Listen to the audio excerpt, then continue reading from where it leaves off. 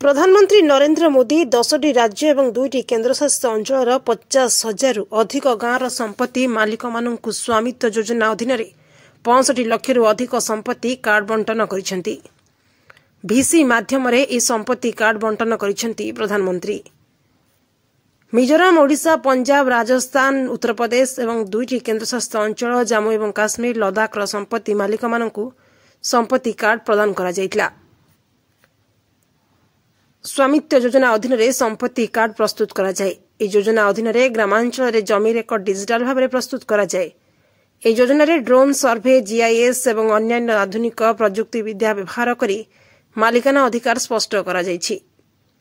योजना लक्ष लक्ष चाषी को पैतृक जमीर आईनगत मालिकाना दिया जायछि। कृषकों को सशक्त करिछि योजना। सेमानंकर भविष्यतर आवश्यकता पई सहज ऋण मध्य पाई परिबे।